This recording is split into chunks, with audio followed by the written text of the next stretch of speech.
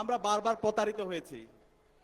আমাদের যারা নেতা ছিল, আমরা যাদেরকে এমপি বানিয়েছি, মন্ত্রী বানিয়েছি, তারা আমাদের সাথে প্রতারিত করেছে। তো এই জুলাই বিপ্লবের মাধ্যমে আজকে আমাদের একটি ঐতিহাসিক সুযোগ এসেছে। এবার নেতৃত্ব বাছাই করতে ভুল করলে চলবে না।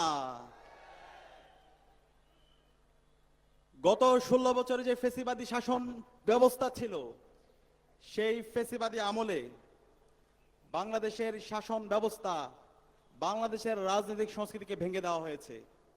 এর মধ্যেও ইনসাফের প্রতিনিধিরা তারা সব সময় এদেশের মাটি ও মানুষের সাথে ছিল। এদেশের মাটি ও মানুষের অব্যক্ত কথাগুলো বলেছে। জুলাই বিপ্লব পরবর্তী 1.5 বছর জুড়ে ইনসাফের প্রতিনিধিরা তারা দেখিয়েছে কিভাবে মানুষের জন্য কথা বলতে হয়, কিভাবে কাজ করতে হয়, কিভাবে জুলাইকে ধারণ করতে হয়, কিভাবে জুলাইয়ের শহীদদের আকাঙ্ক্ষাকে ধারণ করতে হয়।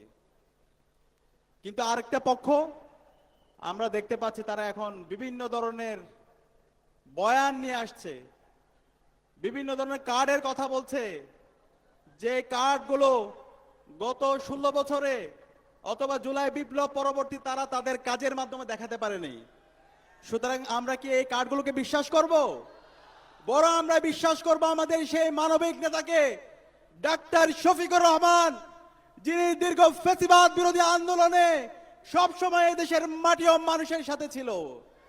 যখন সিলেটে বন্যায় হয়েছে, যখন বাংলাদেশে কোনো দুর্যোগ হয়েছে, ডাক্তার শফিকুর রহমান এদেশের মানুষের জনতার কাতারে নেমে এসেছে।